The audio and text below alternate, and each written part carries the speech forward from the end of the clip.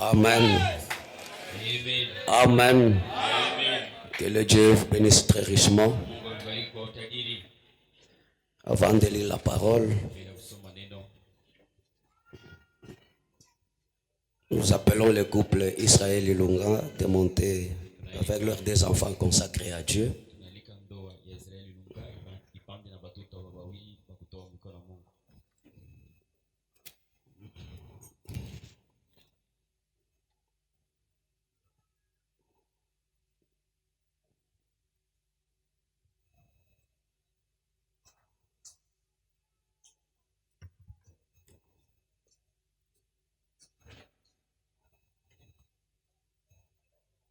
Ok.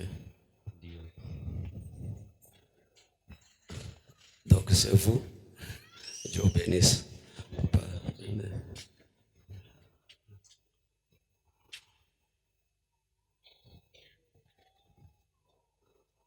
Ça va. Nous prions. Dieu est tout-puissant, le Seigneur Jésus-Christ. Nous voici au-devant de toi avec ces enfants que tu as donnés à ces couples. Les enfants, ô Dieu, ils ne nous appartiennent pas, mais ils sont tiens, ô Dieu. Tu nous as donné seulement cette responsabilité de pouvoir, Dieu de grâce, les protéger, les orienter, et cela selon ta parole, ô Dieu. Maintenant, ils sont dans cette maison, Père. Puisses-tu être le pourvoyeur de tous les besoins spirituels, financiers, matériels et physiques. Parce que le véritable Père de ces enfants, c'est toi, Dieu. Mon Dieu, mon roi, puisses-tu être, mon Dieu, mon roi, leur protecteur. Interpose-toi entre eux et tous les mauvais esprits, toi, la grande colonne de feu. Mon Dieu, mon roi, que toutes les maladies qui viendront pour nuire à leur santé, ô Dieu, qu'ils te croisent, toi le Jéhovah Rapha. Dieu de grâce, accomplis les buts pour lesquels ces enfants ont été envoyés sur cette terre, Seigneur. Ne permets pas au diable, Seigneur Jésus, de pouvoir interrompre, Seigneur de Benjamin, le dessein que tu as sur eux, ô Dieu de grâce. Comme ils sont venus, Père, pour qu'ils soient consacrés à toi en ces jours, ô Dieu, baisse ton regard miséricordieux sur eux et sur leurs parents, ô Dieu de grâce. Tout ce que le diable, mon Dieu, mon roi, peut faire pour déranger, mon Dieu, mon roi, ce couple, te croise, toi, le grand Dieu, le Seigneur Jésus-Christ. Bénis, mon Dieu, mon roi, le papa. Tu vois la responsabilité qu'il a, ô Dieu. Puisses-tu lui donner tout ce qu'il lui faut, afin qu'il prenne soin de cette progéniture que tu lui donnes. Que les mamans soient, Seigneur Jésus-Christ, mon Dieu, mon roi, le cinquième évangile, ô Dieu, pour montrer à ses enfants la bonne voie à suivre, car c'est une responsabilité sacrée que tu leur as donnée. Béni sois-tu, mon Dieu, mon roi. Nous consacrons ces enfants à toi en ces jours, dans le nom merveilleux du Seigneur et Sauveur Jésus-Christ. Nous avons ainsi prié. Amen.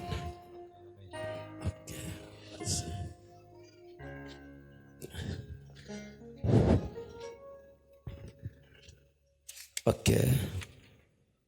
Il y a aussi la prière des anniversaires. La Sainte Grâce demande la prière aussi peut monter avec les enfants. Oui, oui. Il y a Meda qui vient de totaliser 5 ans. Et Sarah aussi 3 ans. Et Billy Branham qui vient aussi de totaliser 1 année. Ok.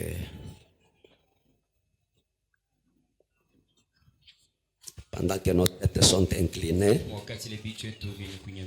Ok. Monsieur Maman. Ok.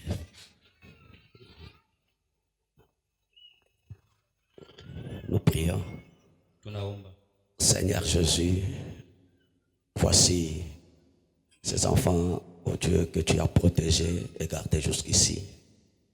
5 ans, 3 ans, 1 année n'est pas une mince affaire, ô Dieu. Il y a des maladies qui avaient été croisées, des problèmes, Seigneur, d'autres attaques qui étaient même invisibles, que toi-même pouvais déjouer. Aujourd'hui, Seigneur Jésus, quand nous voyons ces enfants devant ton peuple, pour, mon Dieu, mon roi, célébrer leurs anniversaires, oh Dieu. Nous manquons les mots, nous te disons simplement merci. Toi, le Dieu qui les a gardés jusqu'ici, puisse encore être leur protecteur et leur gardien pour cet avenir, Seigneur Jésus-Christ, au devant d'eux, que je réclame d'être un avenir radieux et merveilleux. Bénis, mon Dieu, mon roi, leurs parents qui ont fait que ces enfants, oh Dieu, arrivent jusqu'à ce jour, Père. C'est parce que, mon Dieu, mon roi, tu leur as donné ce qu'il faut et ce qu'il fallait pour qu'ils puissent, mon Dieu, mon roi, subvenir aux besoins de ces enfants, Seigneur. Puisse-tu le faire de plus en plus, car lorsqu'ils grandissent, les besoins aussi s'accroissent. Béni sois-tu, mon Dieu, mon roi. Je recommande ces enfants entre tes mains, Père, parce que ce qui est dans tes mains, personne ne peut jamais les toucher. Protège leurs parents, ô Dieu de grâce. Nous consacrons encore une fois leur avenir à toi, dans le nom merveilleux de notre Seigneur et Sauveur Jésus-Christ. Nous avons ainsi prié. Amen. Amen. Ok.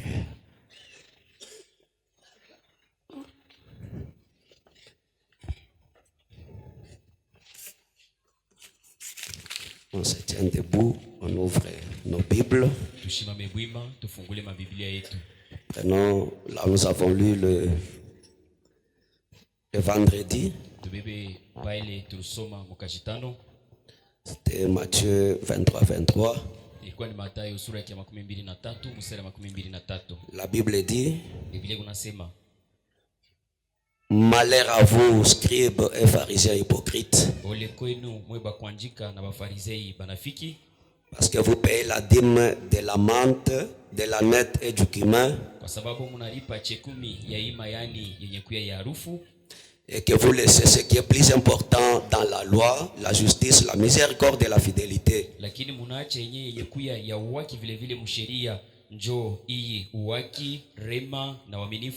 C'est là qu'il fallait pratiquer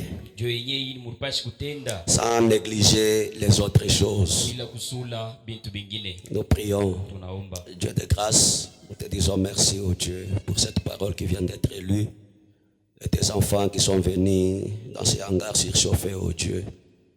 C'est pour éviter un enfer qui va brûler plus que ceci, Seigneur. Aide-nous, Père divin, pendant ces quelques temps que nous allons parler, que nous nous perdions à toi, Seigneur Jésus, que nous oublions la chaleur, que nous oublions tout ce que nous avons laissé derrière. Il n'y a que toi qui puisses le faire, Seigneur Jésus. Ôte-nous du chemin et parle à chacun de nous selon son désir. Au nom du Seigneur et Sauveur Jésus-Christ, nous avons ainsi prié. Amen. Amen. Veuillez vous asseoir. Nous bénissons notre Dieu ce matin pour le souffle de vie qu'il nous a donné pour que nous soyons dans sa maison. Et qu'il vous bénisse aussi d'être là. Que Dieu vous bénisse richement. Et nous saluons aussi nos visiteurs qui sont dans nos murs. Sentez-vous à l'aise, vous êtes chez vous. Et c'est depuis le vendredi, nous avons commencé à parler d'un petit sujet. Le petit sujet que nous avons seulement intitulé les petites choses tiennent les grandes choses. Donc, on ne peut pas négliger des petites choses. Parce que ces petites choses-là, ce sont elles qui tiennent les grandes. Nous n'ayons pas seulement les yeux vers les grandes choses en négligeant les petites choses. Tu peux rater la grande chose parce que tu négliges la petite. Amen. Est-ce que vous êtes là, mes frères? C'est ainsi que nous avons commencé à parler. Comment Jésus était en train de réprimer un peu les pharisiens ainsi que les scribes. Et sur cela, il les a traités vraiment des hypocrites. Vous payez la dîme de toutes ces plantes ici. Maintenant, vous négligez la justice de Dieu. Ce qui est très important dans la loi. La justice, la miséricorde et la fidélité. C'est là qu'il fallait pratiquer sans négliger les autres choses. Et Frère Branham nous a dit que quand vous négligez quelque chose, vous allez payer pour cette négligence. Et quand vous négligez les petites choses, directement vous nagez dans l'hypocrisie. Parce que quand ils ont négligé, ils ont été des hypocrites. Est-ce que vous me suivez bien? Dans Exhortation sur la guérison, c'est un sermon du 1er mai 51. Au paragraphe 147, Frère Branham me dit. Frère Branham me dit, voici ce que j'ai appris. Ce que j'ai appris. Qu'il est mirfonza, vous savez bien parler. Parce que la vie nous apprend beaucoup. L'expérience vécue nous apprend beaucoup. Et Frère Branham me dit, voici ce que j'ai appris, ami. Dieu connaît ce que votre cœur. Amen. Amen. Dieu connaît ce que votre cœur. Voyez? Si vous ne parlez pas du fond de votre cœur, alors vous êtes un hypocrite.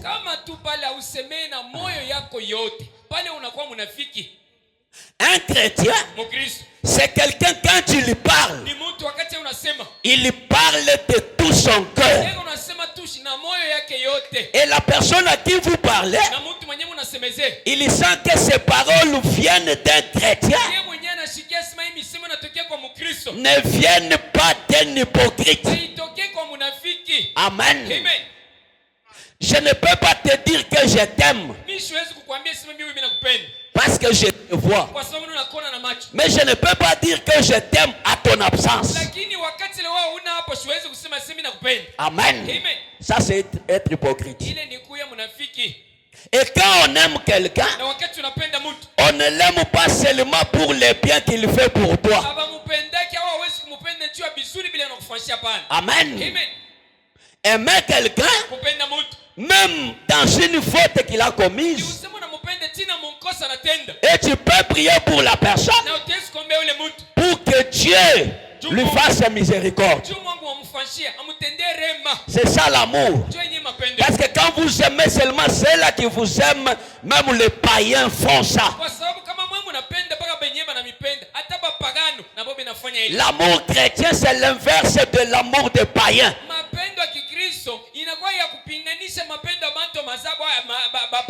Donc un chrétien, ce qu'il dit, c'est la vérité. N'insistez même pas. C'est pourquoi la parole dit, croyez votre frère sur parole. Amen. Moi je crois. Maintenant je vais voir si toi maintenant à ton tour tu vas respecter ce que tu m'as dit. Alors si tu ne le fais pas, je vais dire que non, mon frère, ma soeur, ne parlez pas du fond de son cœur. Amen. Vous êtes un hypocrite, un menteur. Le frère Branham me dit, il faut être à côté d'un ivrogne qu'au lieu d'être à côté d'un menteur.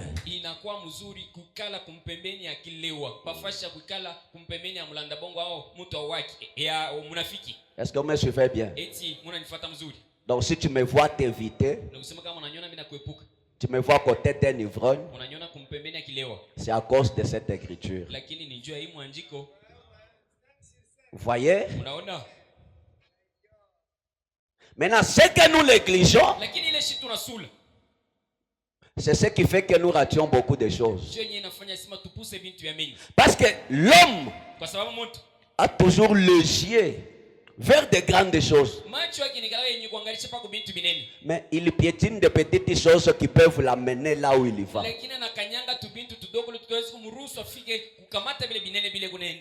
Prenez une échelle. Tu ne peux pas te retrouver d'un bond en haut. Non, il faut que tu escalades les marches pour arriver là où tu veux arriver.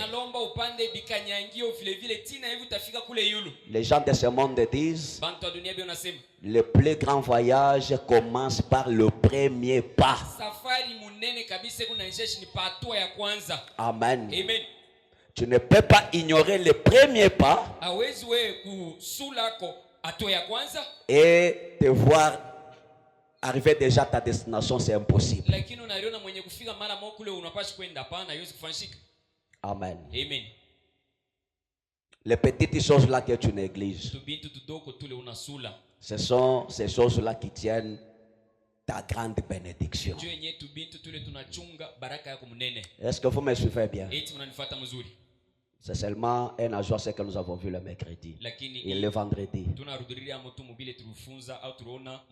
Frère nous a parlé de Gypsy Smith. Il dit, après avoir prêché, cette fois-ci je suis dans Israël, dans sa patrie.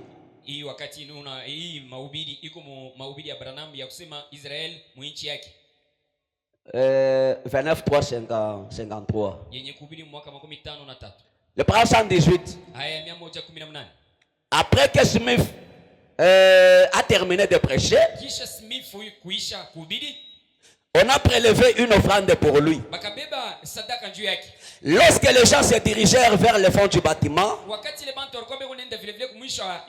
pour sortir, et il y avait une petite fille en néon et qui se tenait là.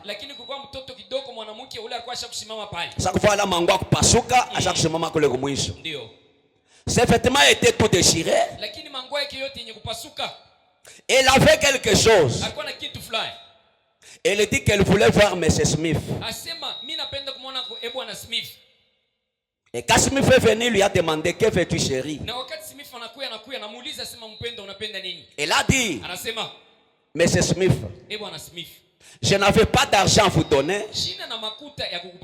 Mais dit-elle, il y a à peu près un mois, c'était Noël. Quelqu'un m'a donné une sucette. Je vous aime tellement. Je vous aime tellement, M. Smith. Elle dit, mon papa a été sauvé. Il n'est plus un ivrogne maintenant. J'ai pensé vous apporter cette sucette. Mais Smith prit cela dans ses mains. Des larmes coulèrent sur ses joues. Il lui tapota la main et il dit, il dit, chérie, dans mon offrande ce soir, il y a eu des milliers de dollars en chèque. Mais ceci est le plus grand don de tout ce que j'ai obtenu. Pourquoi? Il est venu de ton humble petit cœur.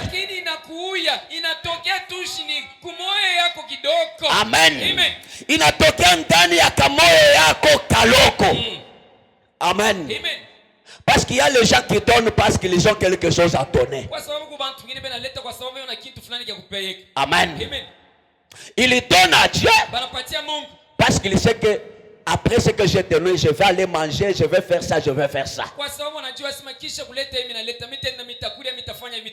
Mais s'il donne à Dieu, après aller dormir affamé, il ne donne pas. Et ça, ce n'est pas donné. Est-ce que vous me suivez bien? Celui qui donne quelque chose qui vient de son cœur.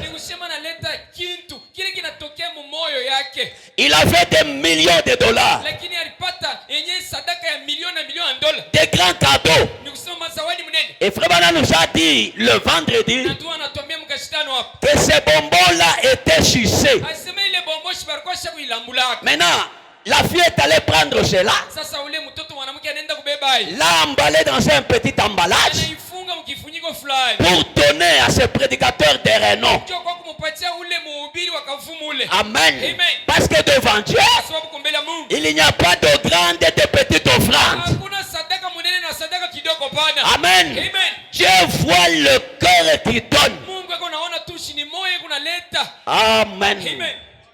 Est-ce que vous êtes là? Eti mko hapo. La Bana me dit, Na tu mimi nasema, ce que vous avez ce matin, ile mko nayo ya asubuhi. mes amis, Marafiki, vous n'êtes rien du tout. hamuna kitu tu De mkweli. toute façon, Muna yoyote. pourquoi ne donnez-vous pas ce que vous avez à Christ? Joni na mwezi kupatia Kristo kile Mungu nacho ya asubuhi. Amen. Amen. Et Christ ne cherche pas votre argent. Na Kristo shina lazima shitafute fedha yenu. Il vous cherche vous. Yeye mitafuta shini mweye. Amen. Amen. Quand lui vous a aimé, Wakati ile anamipenda, il s'est donné lui-même. analitoa yeye mwenyewe. Mais donne-toi aussi pour lui. Lakini na wewe ulitoa kwa juu yake. Est-ce que vous êtes là? Eti mko hapo.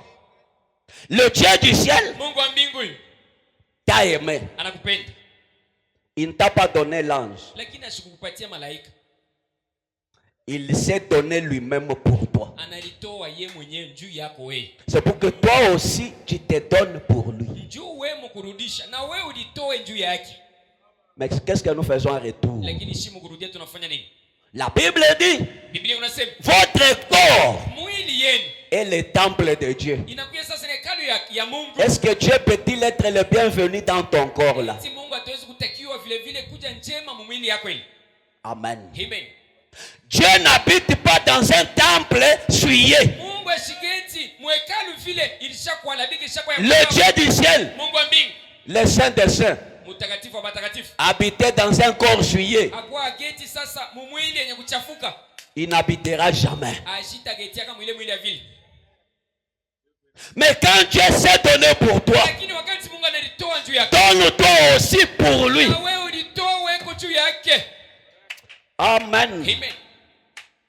Maintenant, en retour, Sasa mkurudi. c'est comme si Dieu a fait notre tête, il s'est donné, nous disons, bon, c'était son œuvre. Hein? Inakuya saa Mungu alikuwa na ndeni yetu, inakuya saa bo, lakini ilikuwa ni kazi yake.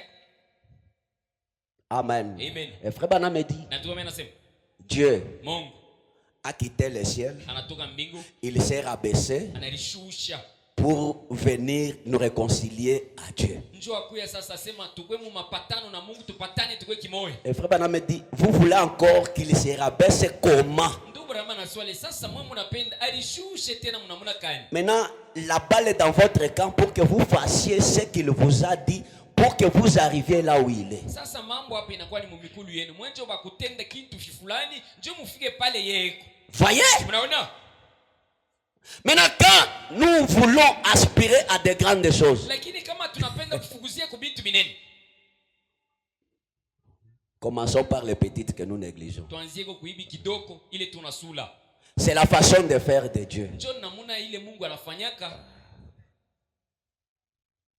Israël, Israel dans un grand esclavagisme, mubutuma mkubwa, on les fouettait, des fouets là vraiment insupportables. balikuwa bena bapika mfimbo moya ili hawezi kuvumilia.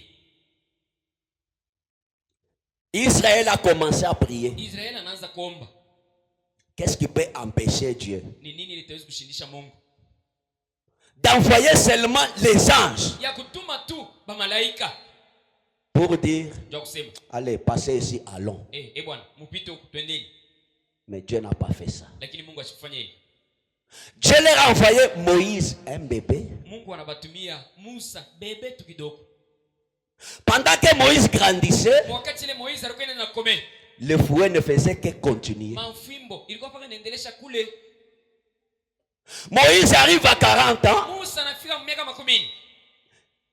Il a voulu précéder Dieu. Anapenda kutangulia Mungu. Il a manqué. Anabishinda lwake. Il a fui. Anakimbia. l'exaucement même de leur prière majibu au jibu yenye maombi hapo a fui. inakimbia kwanza. Quel désespoir. Ni kusema kupusa tegemeo kwa namna gani? Au désert, là, il est parti. Mjango mwenyewe la nenda. Il a encore fait 40 ans. Anaenda kufanya tena miaka 10.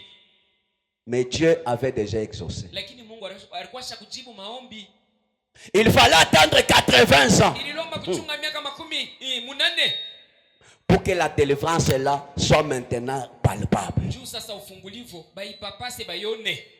Quand vous demandez quelque chose à Dieu, Wakati mnalomba kitu kwa Mungu, ne tracez pas la voie par laquelle la chose va passer. wewe usifungule barabara yako wewe mwenyewe, ili baraka ya Mungu inapaswa kupitia pale. Dieu répond à toutes nos prières. Mungu anajibu kwa maombi yetu yote. Mais la façon dont la réponse vient, Lakini namuna ile Mungu anajibu, nous disons que Dieu ne nous a pas répondu. tunasema hii haina Mungu tu anatujibu. Parce que nous voulions que ça vienne de notre façon. Kwa sababu sisi tulipenda ikuye kufuatana na vile sisi tulipenda. Notre façon est mauvaise. Namuna yetu iko mubaya. Laissons la volonté de Dieu s'accomplir dans notre vie. Wache mapenzi ya Mungu kutimizika maisha yetu. Amen. Amen. Mimi napenda Mungu nipeko bwana wa hivi J'aime que Dieu me donne quand même un mari de telle façon. wa kutumika mkasese. C'est lui qui travaille à KCC. Bwana wa kutoka mu Afrique du C'est Sud. lui qui quitte l'Afrique du Sud. Jonona frère moya anakuya. Sa vile wewe utafuta wa mkasese. Au Afrique du Sud. Unamwona ule unakatala. Ula kwambia sema ule kwa mkasese baroana mbele mu mateso juu Mungu anababariki. Au yasebi kwa vile. Wewe unapenda unaingia mundoa na furaha binanzi. Binanzia pale. Hapana. Jo unakatala. Bon. Anenda na oana. Après un temps. Anakuwa mkasese. Aenda mu Afrique du Sud. Jo vile binekalaka. Wana wakina prana kuangalia jalati na pite na pande na shuka. C'est pourquoi dans la prière, Je commande maombi. cherchez les signes de Dieu. Mutafute kwa maalama ya Mungu.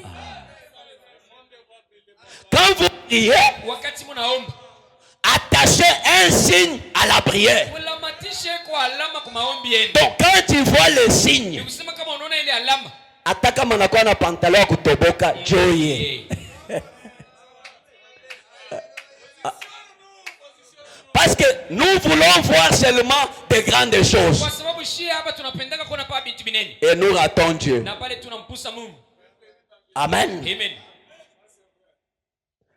Frère Banama a prêché un sermon qu'il a intitulé Na ndio maana mahubiri mwenye kutunga. Le Dieu puissant dévoilé devant nous. Mungu wa uwezo mwenye kufunua kumbele yetu.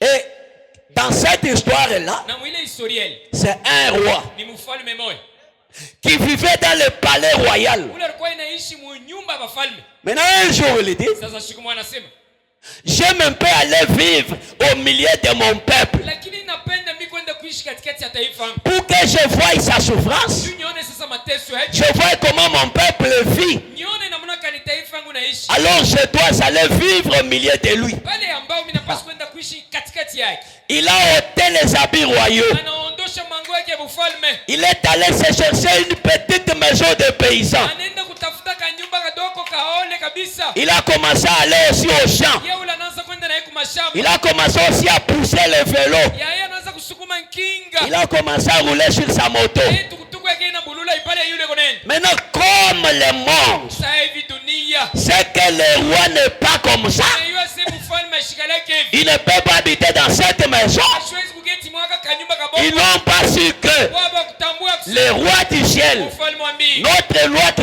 nous gouverne, Ambao mfalme wetu ule mwenyewe unatutawala. est assis parmi nous. Huyo mwenye kukala katikati yetu. Amen. Amen. C'est comme ça l'humain. Njoo vile muntu vile anakaraka. Amen. Amen. C'est comme ça que Dieu fait. Njoo vile Mungu anafanyaka. Et c'est pourquoi on a tué Jésus. Na njoo kwa maana barua Yesu. Toi un homme, Wewe muntu tu te fais Dieu. unalifona kwa Mungu. Les gens n'ont pas vu le salut. Les gens n'ont pas vu la justice. Les gens n'ont pas vu la miséricorde. Il guérissait les malades, c'est bien. Il purifiait les lépreux, c'est bien. Mais quand il a dit, moi et mon père sommes un, impossible. Nous ne pouvons pas croire ça. Nous savons comment tu as grandi. D'ailleurs, tu es un enfant illégitime. Tu commences à te dire que tu es Dieu. Mais les prédestinés savaient que Dieu était là. Amen. Dieu fait toujours des choses comme ça. Robot tabernacle. Que vos yeux soient ouverts. Que vous voyez Dieu même dans des petites choses. Amen. Il y avait un petit enfant qui voulait voir Dieu. Il a demandé à sa monitrice de l'école de dimanche, où est Dieu? Je peux le voir comment? Il dit, cette question-là va demander au pasteur. Il arrive au pasteur. Pasteur, comment je peux voir Dieu? Le pasteur lui dit, dans la Bible ici, il est dit, personne ne peut voir Dieu et vivre. Ah, c'est vrai. Bon, c'est une écriture, non?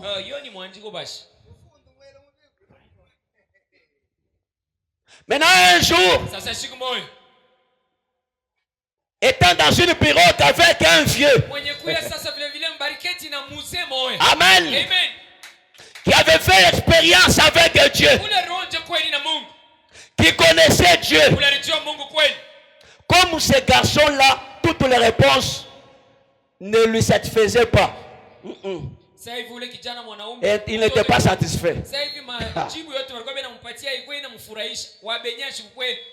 Il dit que je pose un peu la question à ce vieux ici. Parfois, il peut avoir la réponse.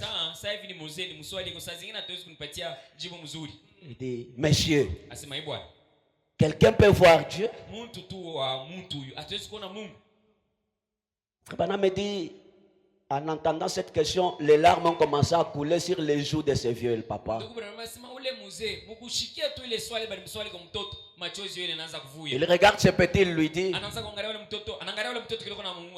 petit fils, si Dieu est dans ton cœur, tu le verras partout. Amen. Parce que ce Dieu-là va voir à partir de vos yeux. Et toutes les petites choses, tu verras Dieu en elle. Amen. Dieu a sa façon de vous bénir, a sa façon d'exaucer vos prières. Amen. C'est ça. Je vous avais parlé l'expérience d'une maman. Une vieille maman, une veuve. Elle ne recevait lorsque le prédicateur venait dans ce village-là, c'est cette maman-là qui les recevait. Elle n'avait rien. Mais quand elle voit seulement un prédicateur venir, même le village connaissait que non, en tout cas, si vous voulez être reçu, allez chez cette veuve-là.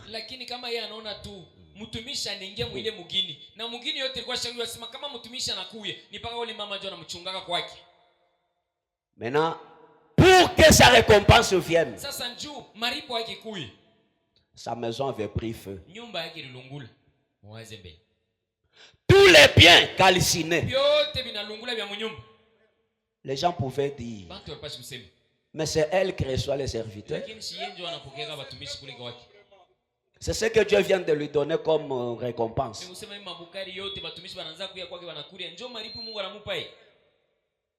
Et pendant que l'équipe de secours était venue, na wakati ile mkunji ya musada ilianza kuya, on a commencé maintenant à quoi? Ôter vraiment tous les débris là qui étaient causés par l'incendie. banaanza kutosha sasa hivi bintu byote vile bili kuya sasa venye kulungula. C'est alors qu'on a découvert Njo pale banafumbula sasa que dans cette maison de la veuve, ya kusamu ile nyumba ule mama mjane il y avait des pierres précieuses qui étaient cachées sous terre. kuya sasa madiwe moya damani kabisa ile ilikuwa yenye kufutika chini ya mdomo. Si la maison n'était pas brûlée, Nyumba ikulungule on n'aurait pas trouvé cette richesse-là. hakupashi kupata ile butadiri ile. Dieu ne restera jamais avec la tête de quelqu'un. Mungu ashitabakiaka kamwe na ndani ya mtu. Amen. Amen. Il est Dieu. Eko Mungu. Parfois, Saa zingine l'exaucement vient dans la douleur. majibu inakuyaka ujibu inakuya mu maumivu. Amen. Amen. La richesse vient dans la pauvreté. Butadiri unakuya mu maskini. Dieu a sa façon d'agir. Mungu kuna namna yake ya kutenda. Amen. Amen. Voyons Dieu dans les petites choses. Tuone Mungu mtumiti tudogo. Amen. Amen. C'est pourquoi au temps du soir, Kwa maana wakati wa le magharibi même Dieu là Mungu moja moja ule a pris un primérien. anabeba mtu masomo ya chini.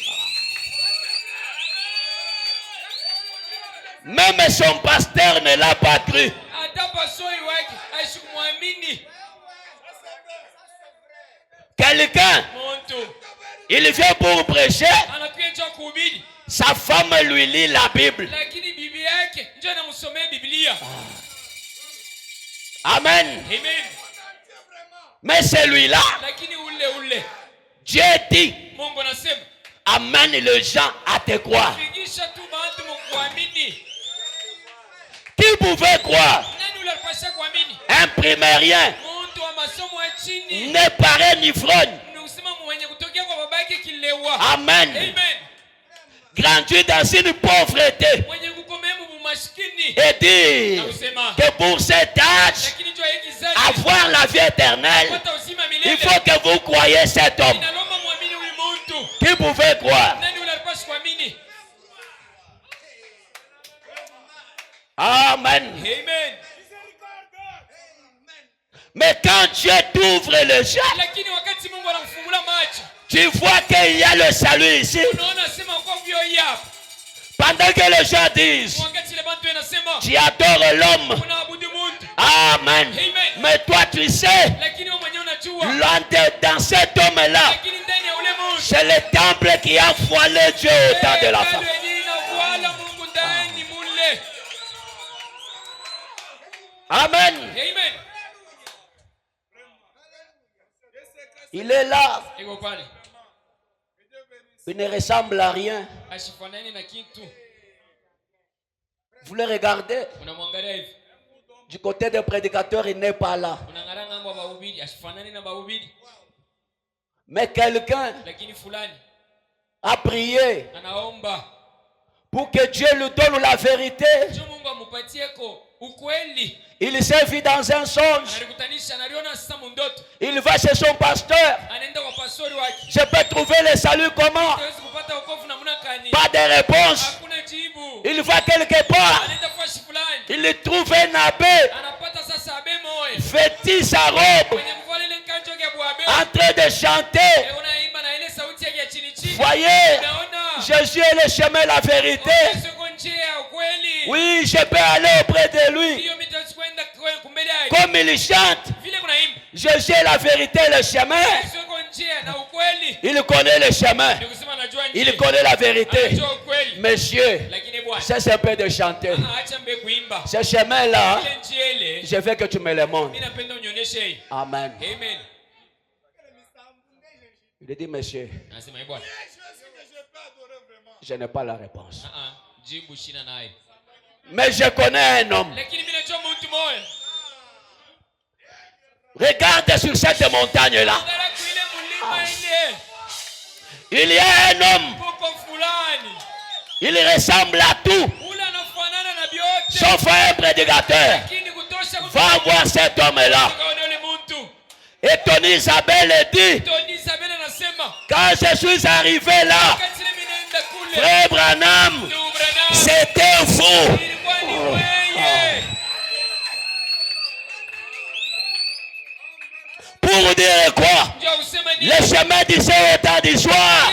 Ina ukweli ya Mungu. C'est un montagnard de Kentucky. Lakini ni mtu wa kumulima Kentucky. Un homme Mtu sans restriction, asina na madifunzo, sans richesse. asina na mutadiri. Mais cet homme est la grâce pour nous. Lakini ule mtu mwenye kuya neema juu yetu. Amen. Amen. Dieu Mungu prend les faibles pour confondre les forts. anabeba badhaifu. Njoo kufurusha vile vile hapa bantu ba nguvu. Amen. Amen. Dieu Mungu n'est pas dans ce que les hommes pensent. aishina mubile bantu wanawazia. Il est dans ce que lui pense. Eko mubile yeye mwenyewe unawaza. Amen. Amen.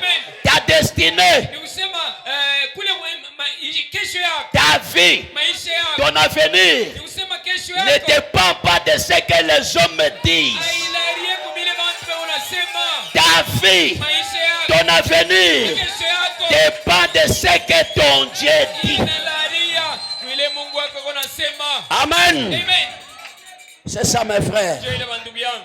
Que nos yeux soient ouverts pour que ces choses soient une réalité dans notre vie. Macho yetu iko yenye kuangalisha paka kwa Mungu kubintu kidogo njoo ikuye ukweli mu maisha yetu. Dans pourquoi la petite Bethléem? Mu maisha mwahubiri kusema njoo ni Bethlehem kidogo. Rebana me dit, Ndio mimi nasema le paragraphe 38 et 39, aya 38 na 39 c'est le sermon de 58. yenye kuhubiri mwaka 58. Rebana me dit, Ndio mimi nasema. mais vous savez, Lakini mnajua, je suis si content que lakini mimi nakuwa nafurahi kabisa ya kwamba dans la Bible, mu Biblia même les petites choses insignifiantes aient une grande importance. lakini hata bintu kidogo twashipo bei tule. Tulikuwa hatuko na bei kabisa.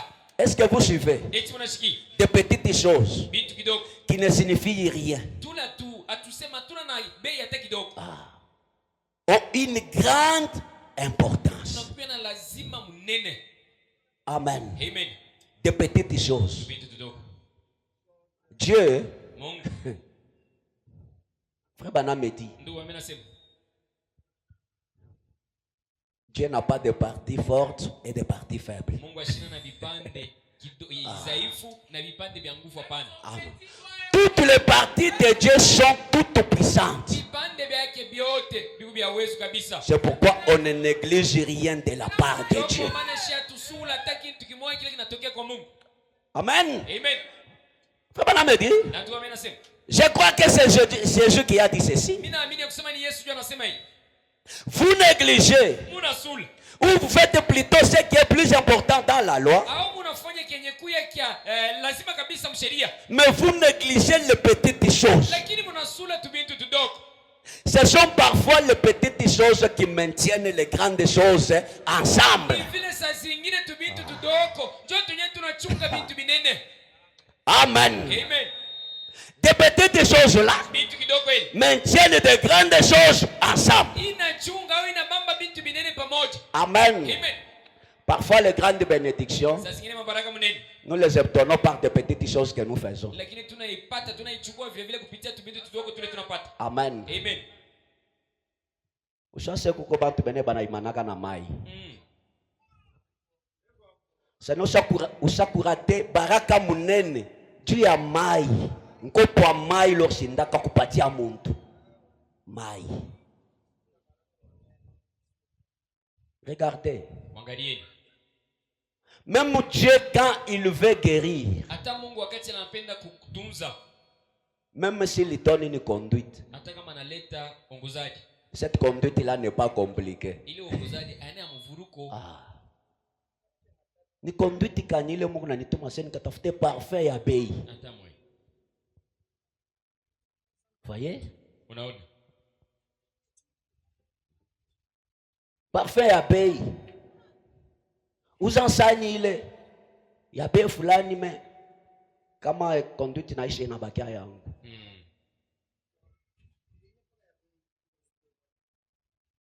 Sasa vile niko na kombe. Tafuta kole ni doa munene. Huyu mwenyewe eko na teso, anakuwa kwa Mungu juu Mungu afanye nini? Amsaidie. Sasa hivi vyote ni vya nini? Dieu n'est pas compliqué. Mungu ashina mvuruko. Amen. Amen.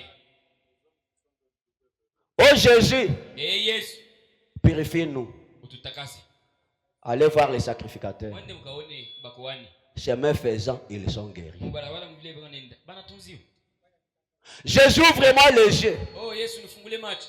Il crache par terre.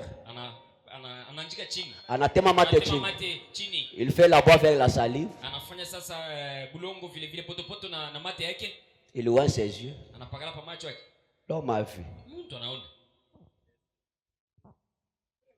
Mais nous voulons compliquer des choses. Joko na seni kona Mungu. Il faut nishukishe nywele. Nivale kanjo ya marangi. Mungu alongopaka nywele. Mungu alongopaka kile kumusapi na voile. Munawakisha kimbirimbiri ya moto. Unaanza kupandamo. Joko seko muntu asikaleke na nguvu, le na nguvu ni Mungu. Unaanza fanya bintu sakachere. Voyez? Munaona?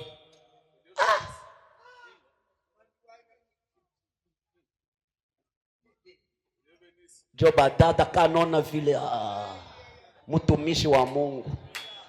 Eko na moto.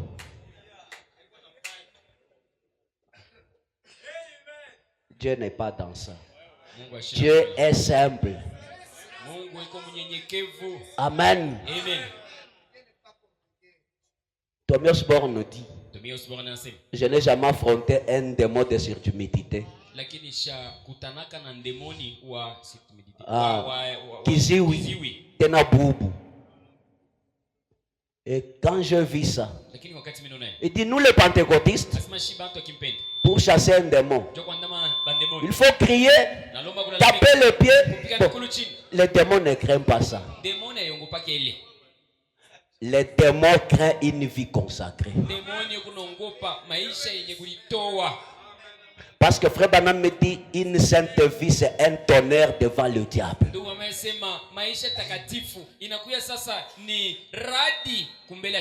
Amen. Il dit: cette fille ici, avec ces deux démons-là, elle ne parle pas, elle n'entend pas. Le mambo est affaché. Mais il a vu le contraire. La fille vient. Frère Branham me dit: inclinons nos têtes. Toi, démon, quitte cette fille. Au nom du Seigneur Jésus-Christ. Amen. Relevons nos têtes et le démon est parti. Thomas bon, ça n'aide. Mais l'enfant parle, l'enfant entend. C'est comme ça avec Dieu. La parole d'un chrétien, c'est une autorité. Chef ashifokake. Chef anasemaka na mambo na timizika. Quand on a frère comme Lango, tu sais rafoué qui ne pas na foka, contrôler meuble boucher foi connu. Et la sœur aussi doit comprendre que quand Bwana nasema c'est le chef qui a parlé. Unipe mai. Unipe mai. Chungambe nishe unapenda nikufanya hamu. Unipe mai. Unipe mai. Nashikanja leo pika bukara c'est Isa, ça Dieu na kuriaka.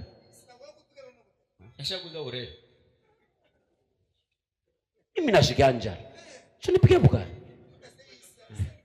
C'est Isa. Jua ya shikadi ya kuri. Wewe utakura ile sio utashikanja. Mimi napenda kurapa sasa. Donc c'est comme ça. Et quand nous parlons devant le diable,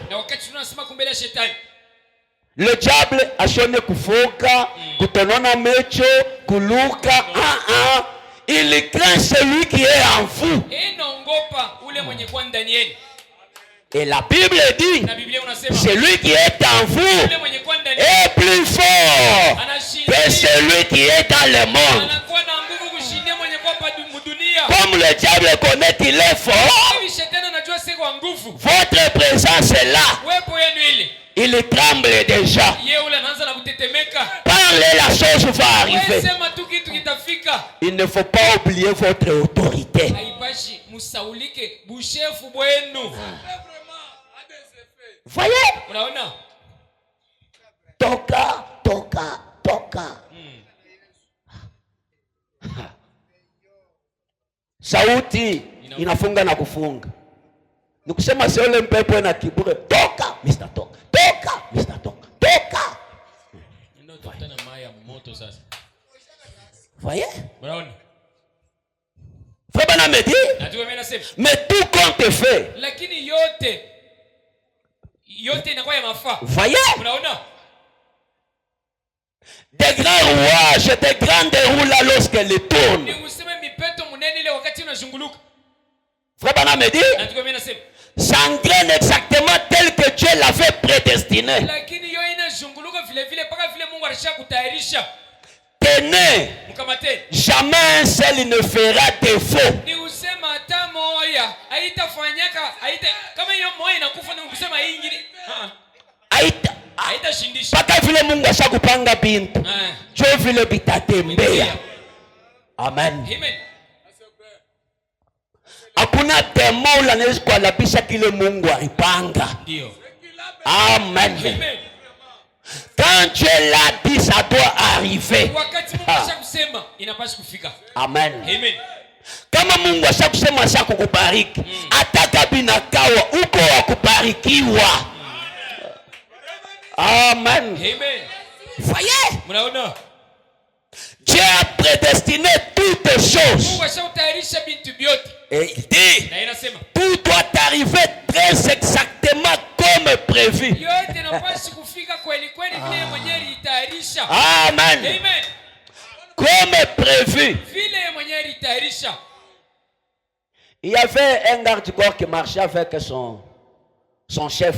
Kulikuwa mtu fulani yule alikuwa anachunga chef yake, alikuwa anatembea pamoja. Ce garde-corps-là disait toujours que non, Dieu ne commet pas d'erreur. Wa kumchunga chef yake au yule alikuwa anachunga chef yake alikuwa anasemaka wakati wote sema Mungu asitendaye kosa. Toi tu dis que Dieu ne commet pas l'erreur. Bwana, wewe unasema Mungu asitendaye kosa. Dieu ne commet pas l'erreur. Mungu asitendaye kosa.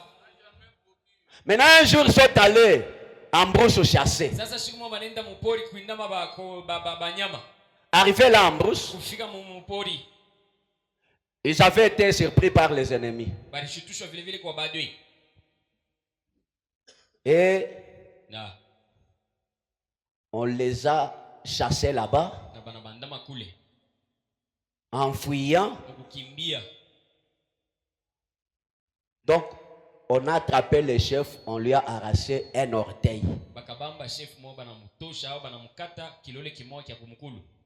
Et son garde a tout fait et il a récupéré son chef, ils sont partis.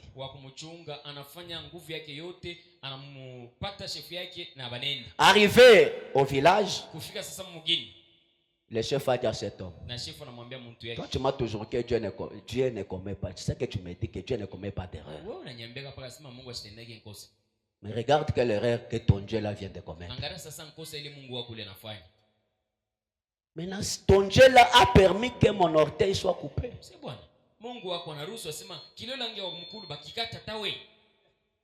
Ah non, non, non.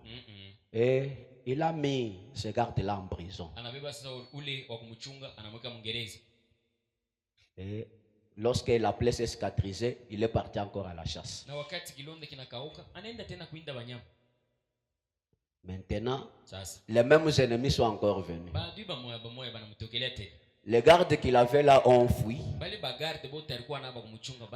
On a attrapé le chef. Cette fois-ci, on cherchait un homme qu'on pouvait sacrifier aux idoles. Et quand on a attrapé le chef, on devait offrir à leurs idoles un corps complet. mwili ya kueneana. On a contrôlé le chef. Banangarishiza sasa chef On a trouvé qu'il lui manquait un orteil. bakapata sema kilole kimwanga kumukulu ayugwe. Il dit non, ce sacrifice n'est pas compris. Hii sadaka haina mzuri. On a relâché le chef. Kisha wanamwachilia Et chef. quand le chef est allé, Na wakati chef wanaenda. il dit non, non, non, non. Ase Dieu ne commet pas l'erreur. Mungu asitendeke kosa. Si j'étais complet, Kama nilikuwa kueneana. on m'aurait sacrifié. Kama Isai barisha Non, non, kutoa. Dieu ne commet pas l'erreur. Bana, Mungu asitendeke kosa. Quand vous êtes venu ce matin, Dieu ne commet pas l'erreur. Wakati mnakuya hii asubuhi, Mungu asitendeke kosa. Quand vous êtes là, ce n'est pas une erreur. Wakati Mungu hapa haina mkosa. Amen. Amen. Comme ce n'est pas une erreur, Sasa hivi haina mkosa. sors ce matin avec un témoignage. Hii asubuhi na ushuhuda. Dieu ne commet pas l'erreur. Mungu asitendeke kosa. Tout arrive comme prévu. Yote inafika vile ilikuwa yenye kutayarishwa. Voyez, Unaona? le bonhomme dit, Na ndio mimi nasema. quand nous avons dit telle fois, Na wakati tunakuwa na ile imani ya vile. et quand nous nous mettons à penser, Na wakati tunaweka mkwanza kuwaza. qui est derrière tout ça? Nani huu mkongo wa hii yote? Voyez, Unaona? ces choses qui nous arrivent, Hii binti yote inatufikia. qui est derrière tout ça? Nani kwa mkongo wa hii yote? Quel est le ressort principal qui fait tourner cette grande économie de Dieu? Resort kani yenyewe inakuwa inatumikisha vile vile kiba na hii mambo ya Mungu. Nous découvrons que c'est le Saint-Esprit. Lakini tunavumbula sasa pase ni Roho Mtakatifu. Amen. Amen. Vous voyez, Unaona? il n'a pas été donné à l'homme de faire ces choses, Lakini haikuletwe kwa mtu tu kufanya bibi. mais plutôt au Saint-Esprit. Lakini Roho Mtakatifu tu bule. C'est lui le ressort principal. Ye mwenyewe ndio resort wa vya kweli. Et s'il peut réunir toutes les autres Na pièces, kama ataweza kukusanisha hii yenyewe mavyombo wengine yote, la montre fonctionnera parfaitement saa pale itatembea vile na stahili et indiquera avec précision l'heure de Dieu. na itaonesha na hakikisho saa ya Mungu. Et dans cette montre-là, il y a de petites pièces Na muile saa ile Mungu tuma vyombo tudoko qu'on ne peut pas négliger. tula bawezi kusula Pour qu'arriver à ce que tu veux, njoo kufika kile unafanya. n'oublie pas ces petites pièces Usisaulike utuma vyombo tudoko pour que ta bénédiction vienne à l'heure exacte. juu baraka yako ikuye mwakati ya kuoneana. Amen. Amen. Est-ce que quelqu'un m'entend? Eti fulani ananicheki. C'est quand mtu analala ngambo yako umlamushe. Je suis en parle à cette montagne. Niko mahubiri kusema semezea hii mulima. Je ne serai pas long. Mishtakuwa mrefu ya asubuhi. Au paragraphe 7, Kwa ya 7 c'est 15 12 57. yenye kuhubiri mwaka 57. Vous dites, Munasema si je savais qu'il y avait une écriture qui se rapportait à moi comme cela, lakini kama milijua ya kusema kuku mwanjiko ile inakuwa inaambatana na mimi vile, je pense que j'aurais la même foi. na wazia kusema pale nitakuwa na mimi vile vile na imani moyo moyo. Bien, mes chers amis, Mzuri barafiki yangu bema. chaque promesse divine qui se trouve dans la Bible vous appartient. Lako yote ya mbingu yenye kulikutanisha mu Biblia ni yenu. Amen. Amen. Chaque promesse Lako yote dans la Bible mu Biblia vous appartient. inakuwa yenu. Frère Branham me dit, Na ndio mimi nasema cela est tout aussi capital pour vous que ça l'était pour lui. ile nayo inakuwa ya lazima mpaka vile ilikuyaka yake. Les écritures qui se rapportaient à Jésus, Mianjiko ilikuwa inapatana au inaambatana na la même façon dont ces écritures-là s'accomplissaient, ile namna moja moja ile malako au mianjiko ilikuwa inatimizika. elles sont aussi les vôtres, ces écritures-là. Ile mianjiko njuu yenu tena ya asubuhi. Voyez, Unaona? le bonhomme me dit, Na ndio mimi nasema.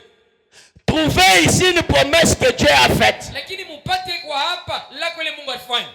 Et tous les cieux et la terre passeront Na hapa kweli dunia na mbingu itapita. avant que cette promesse ne cesse d'agir à votre endroit. Mbele ile lako kutendeka mu maisha yenu. Amen. Amen. Mbingu na dunia vitapita. Mais ile lako itabakia juu itimizike juu ya fashi yako. Amen. Amen. Voyez? Unaona? Frère Branham continue. Na tuwe mnaendelesha. Que celui qui veut vienne. Ule anapenda akui. Parce que c'est pour les croyants. Kwa sababu ni njoo ya baamini. Et qu'ils prennent part à ces bénédictions. Bia kweli bachukue yenyewe mabaraka hii. Et rappelez-vous, Na mkumbukeni. la foi vient de ce qu'on entend. Imani inatokea kubile tunashikia. Ce qu'on entend de la parole de Dieu. Bile tunashikia neno Mungu. Et la raison pour laquelle nous manquons cela, Na sababu ile ambao tunapusa ile c'est parce que nous ne nous en nourrissons pas assez. ni La parole. La Bible dit, l'homme ne vivra pas de pain seulement, mais de toute parole qui sort de la bouche de Dieu. L'homme doit avoir son pain quotidien par la parole de Dieu. Écoutez, quand on dit pain quotidien, c'est donc la parole de Dieu, nous devons la manger chaque jour.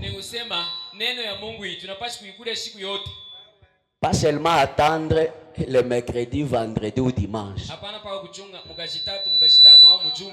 La Bible dit, la prière, c'est que donne-nous notre pain quotidien. Comment tu peux manger la nourriture pour ce corps quotidiennement et sauter la parole de votre âme? Utawezi kulia kyakulia kya shiku hii bukari unakulia shiku yote unakombana juu ujibe namna kani hii neno ya uzima yako huwezi kukombana juu kwanza kulia shiku yote. Nani anaweza kufutia hapa mtumbako? Hata shetani mwenye atakuzomea. Nani anaweza kukunyia hapa mpombe? Ule nani anaweza kuchambulana? Bobote batakatifu. Mekuku baser bengine vipe kuna lala. Tana mulamushi alangra uishie na mecho ya makari. Barnyambia mwingine Jean-Louis na mulamushi na se. Urinyona nina lala. Unani na lala. Mukanisa. Na se ule sere. Nikusema kwake. Eko kapata. Sera ushikiai. Kuna jibu. Epi mshase munalandaka. Muntu wote weko na lala. Sera unalala chwa mishi lala. Meranza kulala. Si omlese ni bongo. Est-ce qu'on laisse kulomba ko buluma jwa bule bongo na landaka. Sera la muka unanywa ni na lala. Me mecho shakwa rouge, kumecho kushakulekea ase mishi lala. Voyez? Non. L'homme doit avoir son pain quotidien par la parole de Dieu. Mais nous essayons d'en faire plus ou moins une promesse très éloignée. Tout n'a pas kufanya ilako ikuwe mbari. Voyez? Nous voulons faire ça. Très loin dans notre âge. Mais la Bible dit, nous sommes maintenant les enfants de Dieu. Non pas que nous les serons. C'est maintenant. Nous les sommes maintenant. Et frère Bana me dit, Dieu n'a pas rendu cela compliqué. Et beaucoup de gens pensent que c'est ainsi ou c'est compliqué. Par conséquent, il manque la véritable bénédiction de la parole. Cherchant à en faire quelque chose de difficile. Amen. Maintenant, vous voulez chercher Dieu dans des choses compliquées. C'est comme une maman qui prépare à manger pour ses enfants. Elle termine. Anabeba bule bukari. Anaenda kubweka etagere ya yulu. Mena tutoto ni twa hivi. Tutafika kule kwa etagere je. Mungu ashezi kutupatia mabaraka na ibeba kayeke yulu. Tuanze tena kututesha. Ce n'est pas compliqué. Frère Branham dit que Mungu ni baba. Dieu est un père. Kuko bintu bingine cha kubipata kukuye anapaka tunakalaba. Amen. Amen. Maombi ya unaambia Mungu ase Mungu, mimi natafuta kifulani. Unasimamia paka pale. Frère Branham asema Mungu ana muntu paka tayote Mungu wangu, kulala na njala, kukalaba chini, Mungu wangu. Leo batoto batu kuna baba yase batakuria. Si bana yu. Beko natembea à l'aise. Ataka mabunga buna mwashoko se hapa tu mama kwa. Mimi nitakuri. Paka vile. Sasa jina Mungu baba wa bya kweli ni nani? Voyez? La Bible dit. En vain vous vous levez tôt.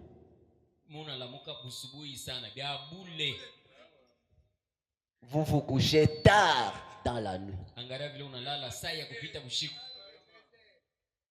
Mais Dieu donne à ses enfants pendant qu'ils sont endormis.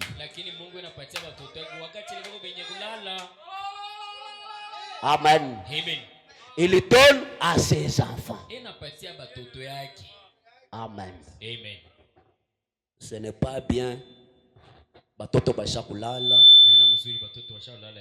Wanaanza banamsha mai kumecho. Jo bakuri. Na bushingishi kana tanta bukari mubulongo kana meza. Ce n'est pas bien.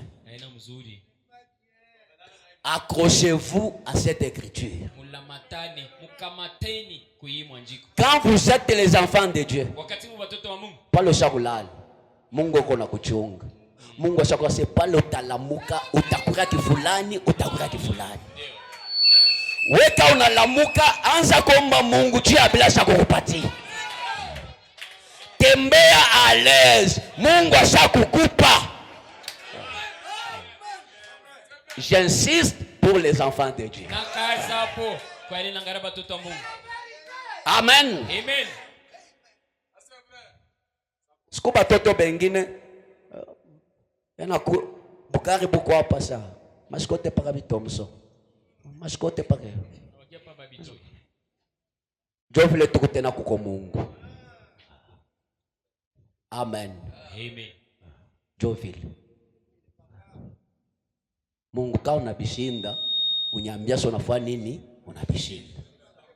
Kama sina mtoto yako, unyambia sema sina mtoto. Niende kwa shetani baba yangu. C'est comme ça. Na pale unaambia Mungu vile ushakuyasema niko mtoto yake pia kweli. Amen. Amen. C'est comme ça mes frères. Quelqu'un me disait pasteur, unaona hivi mimi niko shaombaga Mungu kintu ananima. Ananipaka paka. Na c'est comme mtoto yake. Amen. Amen. C'est comme ça avec Dieu. Dieu donne à ses enfants. Atatala kubipabi, atapatia banani bengine. Nabi vrema na masema mabaraka itabaki hapa patunia. Tutabia chapo. Sa biku na baki. Afaitike mwata na kintu kimoya. Hapana, badirisha mbele maombi. Nibia banani. Amen. Amen. Qu'est-ce que je veux dire? Cherche Dieu. Et Dieu va prendre soin de toi. Voyez? Dieu n'est pas compliqué. Les gens rendent la chose difficile. Il dit mon but dans ces 10 ou 15 prochaines minutes, c'est de vous révéler du mieux que je peux.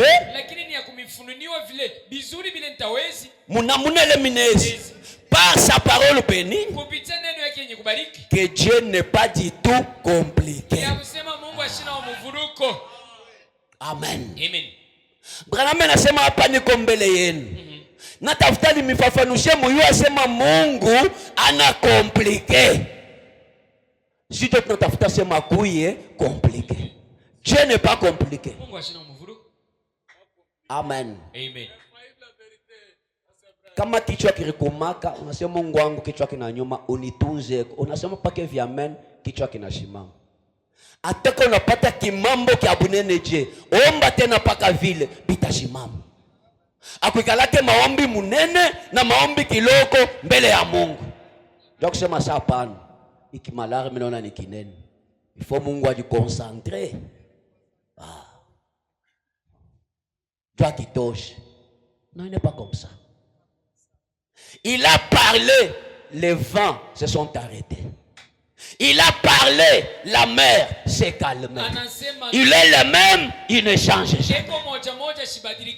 Et quand Dieu est en toi, c'est sa nature qui est en vous. Manifestez la nature de votre Père. Amen. Musha kusoma kama Bible. Yesu eko na foka. We mpepo toka, we ye. Musha kuonaka. Sasa hii Bible inatokea wapi?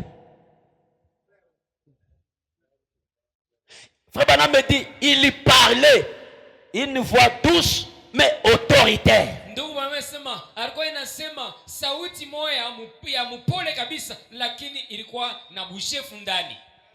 Je savais qu'on devait témoigner ici. J'ai pensé. C'était le mercredi. Frère Jean, c'était le mercredi. Bon. Je vois la sœur et la voisine à frère Joyce venir chez moi quand on a quitté ici. Na bwana ke ku moto. Ashiseme, ashikale. Donc bon, mimi mwenyewe pa mimi naangalia na c'est où sœur en l'état maiti ku mlango. Njoo mimi naangalia na sapana. Bon, tutamshusha ku moto hapa. Tutafanya nini? Na sœur mwende na kanisa. On arrive ici mna eta frère Jean-Claude à sapana. Fungula bale bena kuya na muntu ngem kanisa ni nakuya. Frère Jean-Claude anafungula so papa na nitumia maiti ku kanisa juu ya nini? Bananyangula frère ti banaka banamweka.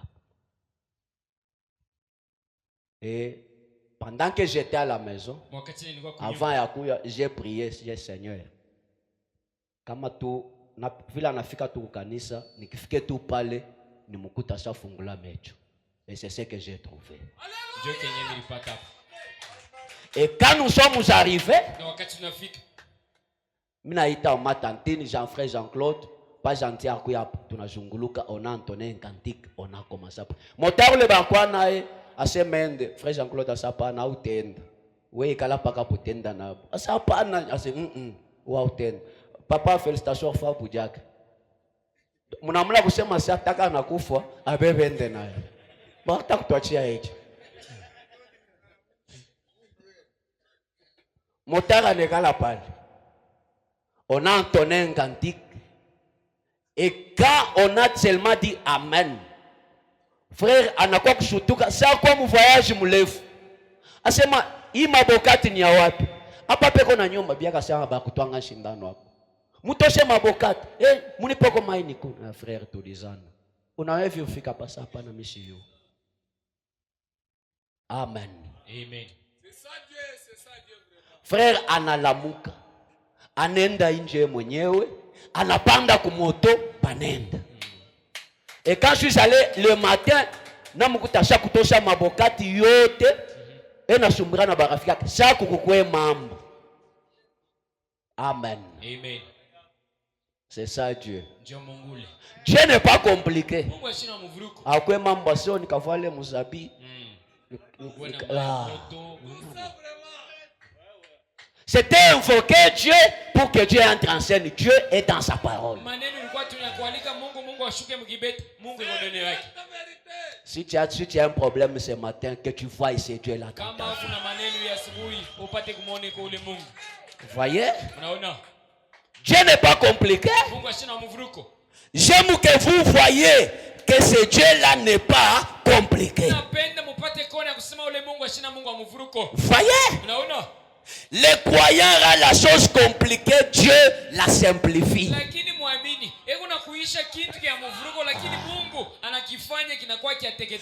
n'est pas dans de grandes choses. Ye ni munene. Ye ni munene. Bon, en fait, nini jumuya sema ni munene. Il n'est pas Dieu parce que nous disons il est Dieu. Ata tuseme ni Mungu. Voyez? Il est simple, n'est pas compliqué.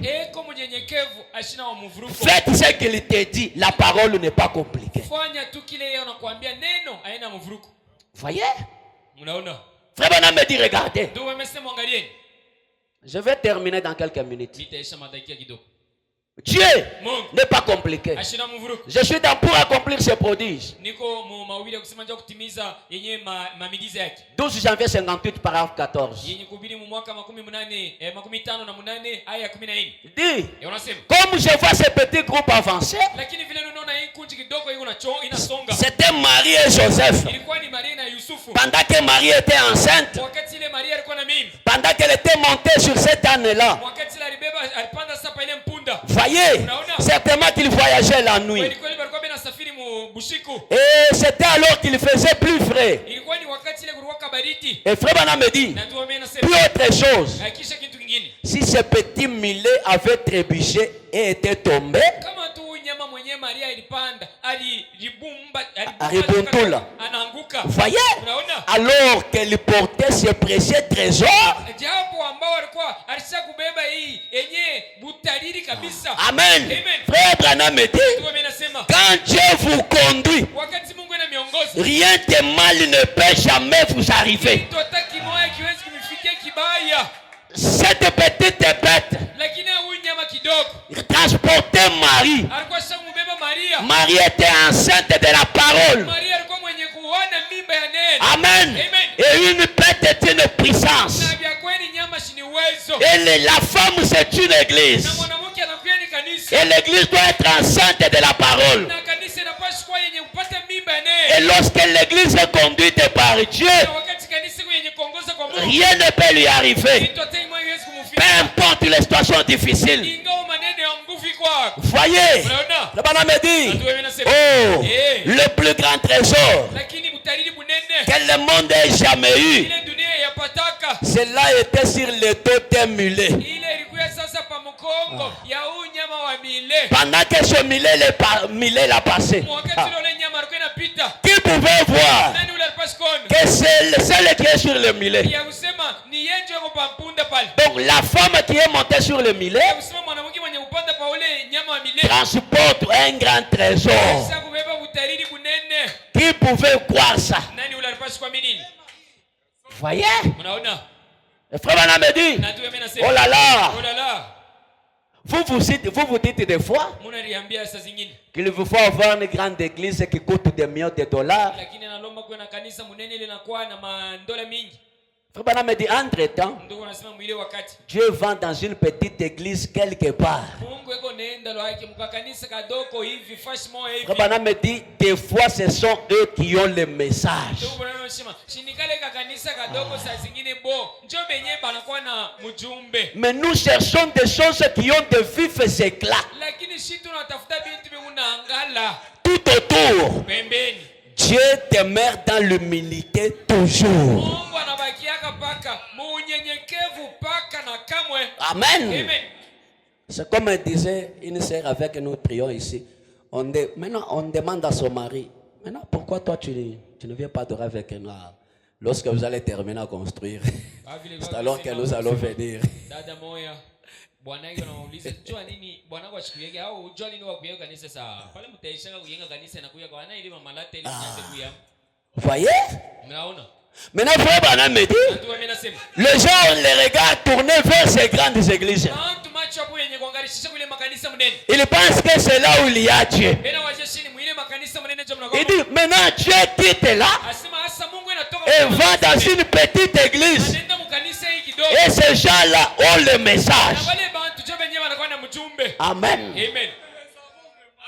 Parce que l'homme Kwa sababu mtu suit toujours ce qui frappe l'œil. yeye nafuata paka yenyewe. Iko naangalia kulicho yake. Ah, kile kinapiga kumechi. Dans les vrais signes passés inaperçus. Mwalama ya vya kweli napita bantu washipo kujua. 302. 302. 12, 11, 61. Frère Branham me dit, Kuhubiri mwaka 61 ndugu mimi nasema. nous ne venons pas ici recevoir une bénédiction de la part de Dieu. Shia tukuyaki hapa njoo kupokea baraka ya inatokea kwa Mungu. Frère Branham. Ndugu bwana. Ça tourne au pas jumu patelana ni mambo gani? Venons chercher quoi ici? Une malédiction ou quoi? Frère Branham me dit, Ndugu mimi nasema. nous ne venons pas ici chercher une bénédiction de la part de Dieu. Tukuyaka hapa utafuta mabaraka inatokea kwa Mungu wetu. Autant que nous venons ici, Wakati ile tunakuya hapa. chaque jour que nous tirons un souffle, nous recevons une bénédiction de la part de Dieu. Siku yote ile tunakogota mpumuzi. unapokea vile vile baraka inatokea kwa Mungu. Est-ce que maintenant, ne voyez-vous pas que cette bénédiction nous passe inaperçue? Hapo sasa ameona anasema hii baraka inatupitia juu. Uko napumzika? Sema Mungu Job asinipende. Upeleka nini? Jua ile pumuzi. Branham asema tukuya hapa jo Mungu tupate baraka kwa Mungu. Hii pumuzi mko nayo ni baraka. Amen. Amen. Maiti na kuriaka. Maiti na voilaka. Maiti nafanyaka projet. Ni kusema juu ya kuvoila kupata projet. Bile bintu byote inaomba mbe pumuzi fani ni ikuyeko. Amen. Et la Bible dit, Na Biblia unasema un chien vivant est plus qu'un lion mort. imbwa tu huyo anatembea mzima huyo anashindia simba ule ashakufa. Amen. Amen. Et tant qu'il y a le souffle de vie dans ta vie, il y a de l'espoir. Wakati ile pumuzi ngani ndani yako huko ako tegemeo. Donc, remerciez Dieu pour le souffle de vie. Ni kusema shukuru Mungu njoo mpumuzi kunaye. Que la respiration là ne soit pas une chose habituelle. Non. Pumuzi kunaye sio kitu cha zoezi hapana. Amen. Amen. Voyez? Unaona? Ce que nous venons faire ici, Ile tunakuwa kufanya hapa c'est être corrigé, ni kuya banatunyolosha. être dépouillé, Kuya sasa wanatutosha ujito tuko hapo. voir nos cœurs être circoncis, Kuona mioyo yetu wanaitawara. nous tenir devant Dieu Kusimama kumbele ya Mungu. et croire Dieu de tout notre cœur. Kuamini Mungu wetu na moyo wote mzima. Vous voyez pourquoi nous venons ici? Unaona sasa jua tunakuya. Parce que la bénédiction est déjà là. Kwa sababu baraka hiyo iko. Le souffle de vie, c'est déjà une bénédiction. Pumuzi yenyewe hiyo yenyewe baraka. Dites à ton voisin que je suis béni. Ambia rafiki yako sema au jirani wako mimi niko mwenye kubarikiwa. Amen. Amen. Le souffle de vie, c'est une bénédiction. Pumuzi tuko nayo ni baraka. Pour que Dieu te donne ce que tu cherches, ça commence par le souffle de vie. Juu Mungu yakupe ile unakuwa nayo hitaji na lomba yanzie hapo pa mpumuzi unayo. Amen. Amen. C'est pourquoi Je commande. nous n'allons pas mourir. Amen. Amen. Pour avant que Dieu n'accomplisse ce qu'il nous a dit. Amen. Amen. Tant que le souffle de vie est à nous, c'est une bénédiction, c'est l'espoir. Amen. Amen. Ataka unankabria leo, tu es béni. Ndio. Amen. Amen. Ataka muna makuta peleka kunyumba, tu es béni. Ndio. Ataka bafukisha batoto ku masomo, tu es béni. Parce que le souffle de vie que tu as en toi, c'est l'argent. Kwa sababu mpumushi kunayo ni fedha. Et à l'école, on a appris, Na kwa masomo tunafunza. le premier capital, c'est l'homme. Ni kusema makuta yenyewe kwanza nayo ikaji kwanza ni muntu. Et travail égale force fois déplacement.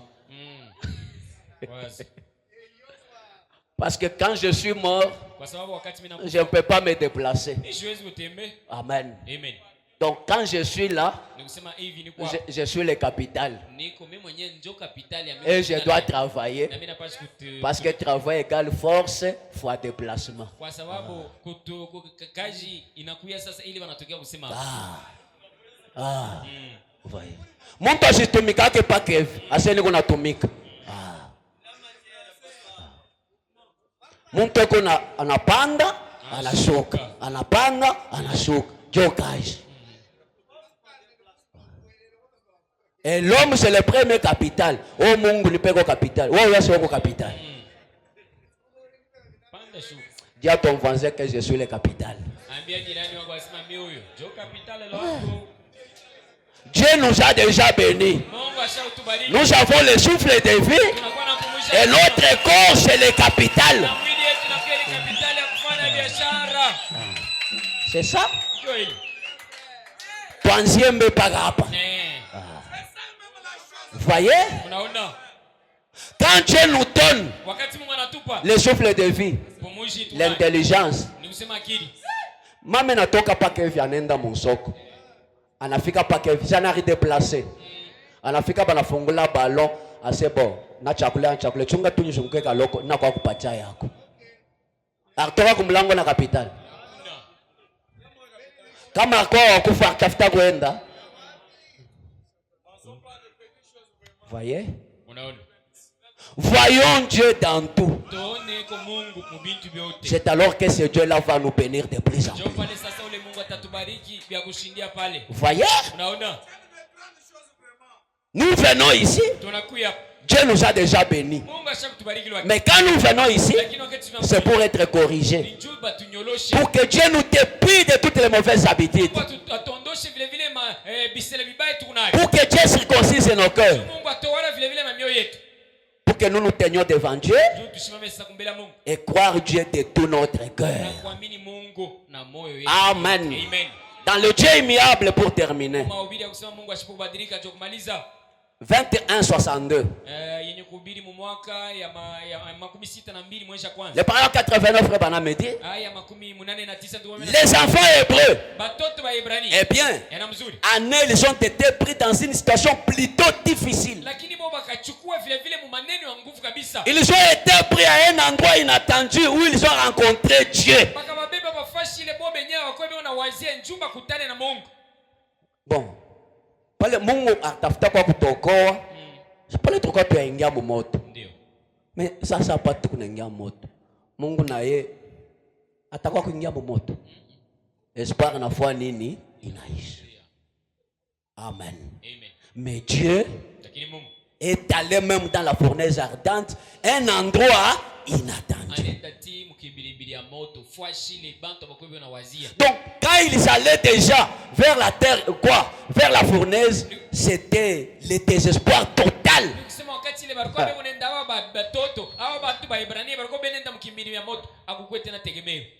Mais c'est Dieu là. Il est le Dieu omniprésent. Quand il est omniprésent, il peut être même dans le feu. Ce Dieu-là peut être même dans ta situation là difficile. Parce qu'il est omniprésent partout. Amen. Vous voyez? Et quand il vient, c'est une façon inattendue. Vous voyez? Mais Dieu est le Dieu immuable. Il fait des choses de cette manière-là. À l'endroit inattendu. Au moment inattendu. Ainsi de suite. Amen. Il fait, c'est un Dieu inattendu. Rentre toujours en arrière. Utangra unasema c'est bon. Hapa niko mishibishikie tu. Amen. Amen. Kama unazobeleana na baraka ya Mungu tona saa ina baraka.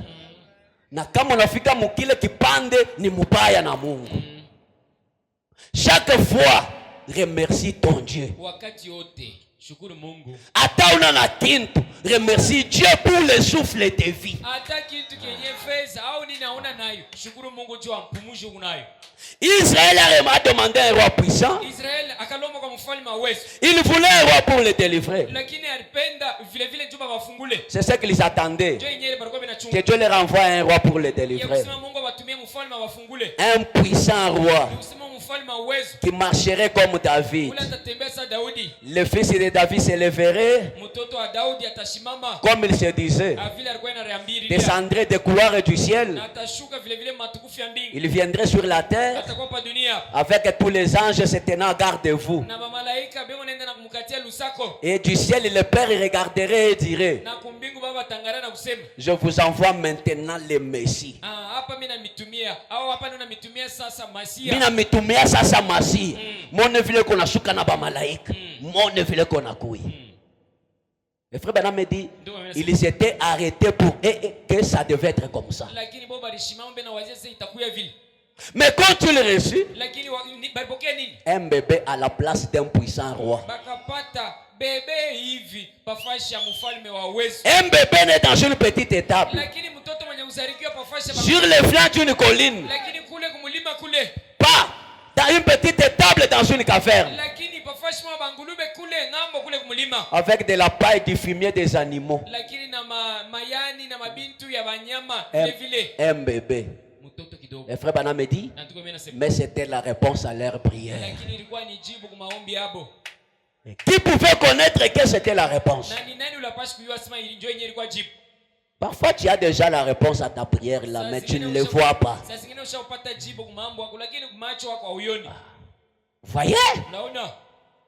Il était exactement ce dont ils avaient besoin. Lakini yeule njoo yenyewe bo walikuwa nayo ambao. Mais ils voulaient selon leur propre manière. Lakini bo walipenda ifike mnamuna yao ile bo walikuwa inawazia. Ils voulaient cela de la manière qu'ils pensaient être la meilleure. Bo walipenda ikuye mnamuna ile bo walikuwa inawazia sasa njoo namuna mzuri. Amen. Amen.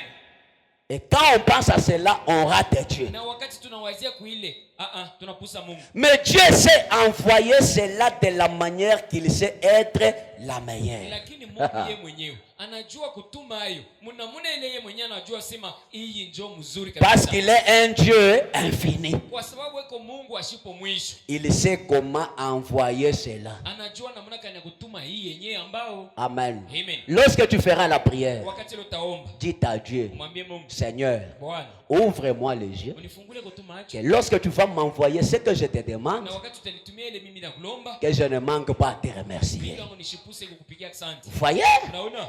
Frère Bana me dit, Na tu nasema, il connaît vos besoins. anajua mahitaji yenu. Amen. Amen. Il sait comment vous apporter cela. Anajua namna gani yeye kumiletea hayo. Amen. Amen. Mais le problème, Lakini maneno, c'est que parce que cela ne vient pas de la manière que vous pensez que cela devrait venir. maneno hapa ni ya kusema yo haitakuya. Mnamuna ile shit tulikuwa tunawazia sema njoo namna hiyo kuya. Alors vous êtes tout découragé et vous lui retournez cela. Japa ambao odari yote inamipotea, mnabeba ile baraka, mnamrudishia lwake. C'est Dieu qui me romba Mungu. Seigneur, j'ai un projet. Bwana niko na mambo, nina mapo fulani. Inatafuta $20,000. Unatafuta foka kaji hivi, unapata $1,000 saa Mungu, mimi nilomba 20,000. Unabeba ile 10,000 ile 1,000 unafanya nini? Unadepense. Unaenda nayo mlajua. Unatafuta sifanye hivi, unapata 500. Itafika paka 20,000 inafanya nini? Inashimama. Munyumba na mo vide. Mungu depuis mirikombo, Mungu asata, misha kukupaka. Akonake. Amen. Veillez à ça. Wangalishishe kuile. Amen. Amen. Mungu anangira na sema ile 20,000 anaomba, misiwezi kumupa hivi pop 20,000. Tumpe kidogo kidogo. Atapanike na kenye kila nyombe anashinda kukifanya. Kama naomba Mungu kintu, unaona tamu hivi mambo yanakuwa bupepelo, tire attention. Et commence à épargner. Pas le tout, ile mambo kupata kutakauka. Balula ile makuta na wangare kiloriomba Mungu kama Mungu ashikupe. Amen. Amen. C'est comme ça avec Dieu. Njoo ile na Mungu. Il y a des mais nous ne les limitons pas. Shilo tutumwekiage mipaka. Il y a des situations là où Dieu intervient exactement comme nous le lui avons demandé. Koko maneno ingine Mungu anatenda paka vile shitu mulomba. Amen. Amen. Mais dans beaucoup de cas, Lakini maneno mingi. nous lui demandons des choses, mais lui dit, mais mi stakupakyo vile ona tafuta. Mi ntakupakyo hivi. Sa fungula mecho uone kile Mungu atakufanyia. Amen. Amen. C'est très important. Inakuwa ya lazima kabisa. Vous voyez? Unaona? Il connaît vos besoins. Anajua mahitaji yenu. Il sait comment vous apporter cela. Anajua namna gani kumiletea. Mais quand ça vient, Lakini wakati inakuja, nous lui retournons cela. lwetu tunamrudishia hayo. Il dit, faisons-lui la demande. Ase tumulombe. Croyons qu'il enverra la chose de façon dont il veut nous l'envoyer. Waamini akusema atatutumia kitu mnamuna yeye mwenyewe anapenda kututumia. Et acceptons cela sur cette base. Na tuichike ile pa ile mshingi. C'est juste. Ni kweli. Voyez-vous? Unaona? Si vous lui faites une demande, Bia kweli kama mnamlomba. ne faites pas de lui un menteur. Lakini mshimufanya kweli mtu wa bongo. Amen. Amen. Est-ce que Dieu ment? Eti Mungu analanda. Si vous lui faites une demande, kama mnamlomba kitu ne faites pas de lui un menteur. usifanye Mungu akwae sasa wa bongo. Mungu akulande we. Mungu nasema sema Mungu anapatianaka. Ile ni bongo. Depuis miranza kuomba. Depuis. Frère, sœur. Ni bien quoi? Ne faites pas de Dieu un menteur. Mheshimu Mungu akwae muntu wa bongo. Il ne peut pas mentir. Hasiwezi kulanda. Il a promis. Alilaka. Tout ce que vous demanderez au Père à mon nom, je le ferai. Yote ile mtalomba kwa baba munjina yangu mitaifanya. Eh bien, Na mzuri. je ne peux pas mentir. Mungu hasiwezi kulanda. Faites-lui la demande et cela sera fait. Momolombe na ile itatimizika. Cherchez, vous trouverez. Tafuteni mtapata. Frappez, on vous ouvrira. Konkole batamifungulia. Nous croyons cela certainement. Kuna amini ile kweli kweli. Amen. Amen. Ils avaient une crèche. Barikoka sasa na kakitunga. Tanyumba kale barzalia. Vous voyez? Alors qu'en fait-il? Bakafanya nini na kale. Ce bébé qu'ils avaient dans une crèche, Ule bebe mwenyewe barikuwa na mkaleka nyumba. était-il le roi puissant? Alikuwa mfalme wa uwezo. Ils l'ont rejeté. Boba namtupa. Oui, pourquoi? Ndio. Jua nini? Il n'est pas venu conformément à leur attente. Ashikukuye vya kuambatana na vile bo wenyewe barikuwa benalomba. Et mes amis, Na marafiki yangu. vous pouvez penser que c'est une chose affreuse. Mtaweza kuwazia sema ni kitu kimoja cha kubambisha boka. Effectivement. Kweli kweli. Mais vous savez, Na mnajua. nous sommes coupables de la même chose. Lakini tuko benye kumiwa vile vile njua mambo moya moya. Nous sommes coupables de la même Vile chose. vile njua kitu kimoja vile vile. Nous demandons des choses à Dieu. Tukuna lomba tu bintu kwa Mungu. Et puis, s'il ne déverse pas quelque chose sur nous et ne donne pas quelque chose que nous pensons que nous devrions avoir, Na kama ashilete kintu kile shitu benye tulikuwa tunawazia sasa tutapata. alors nous retournons simplement cela. Pale sasa tunamrudishia hiyo pale. Vous voyez? Unaona? Ne faites pas cela. Usifanye ile. Faites-lui une demande. Mumulombe. Tenez-vous à cela. Mukamate kuile. Oui, oui. Ndio ndio. Accrochez-vous-y. Mushike ile. Si vous savez que c'est vrai, Kama mnajua sema ni ukweli. mettons-nous debout. Tushimameni bwima. Dieu n'est pas un menteur. Mungu anamtenda bongo. Le Saint-Esprit là que tu lui as demandé, Roho Mtakatifu ile ulomba. il le donne. Ndio analeta hiyo. Les enfants que tu lui as demandé, Watoto wale unalomba. il les donne. Eko napatia abantu. Il le donne Eko l'argent. naleta fedha. Il les bénit. Eko na bariki. C'est la vérité. Ni ukweli. J'aimerais que nous prions Napenda seto. pour que Dieu nous ouvre les yeux. Juu Mungu atufungule macho. Que lorsqu'il va commencer à déverser les bénédictions sur nous, Ya kusema wakati ataanza kutumwangia mabaraka. que nous voyons cela. Tuone ile mabaraka ile kweli. Même si tu as demandé Dieu $1000, Hata kama ulomba kwa Mungu $1000. demain tu reçois $10. Kesho unapokea $10. Dites à Dieu merci, ça commence. Mwambie Mungu ase nje hiyo inafunguka. Asante. Amen. Amen. Et voyez à partir de ce moment-là. Na sasa muangalilieni hapo kuanzia pale. Et vous allez témoigner. Na pale mtashuhudia. N'attendez pas Dieu qu'il vienne avec de grosses sommes vous donner. Non. Ungesema Mungu akwa mipatie mafedha munene, hapana. John Charity, le multimillionnaire, John Charity, millionnaire munene. on lui a emprunté $10,000. Lakini bana mkongosha tu $10,000 yetu. Ya kurudisha. Ya kurudisha. À partir de ces 10,000 là, Kuanzia tu pa ile 10,000 bali kongosha ile. si ce n'était pas Dieu, Kama ikwetu Mungu, il ne pouvait pas s'en sortir. asikupashi wa benye kuweza. Quand Dieu donne l'argent, Wakati Mungu analeta pesa, il donne même le travail. Mungu analeta tina kazi ya kufanya na ile makuta. Amen. Amen. À partir de ces $10,000, Kuanzia tu pa ile $10,000, il a commencé à payer la dîme de 500 millions de dollars. Kuripa chekumi ya 500 millions ya dola. Voyez là où il a commencé. Moneni kularanzia. Il est aussi votre Dieu. Eko tena Mungu wenu vile vile. Méditons à cela. Tufikiri kuile.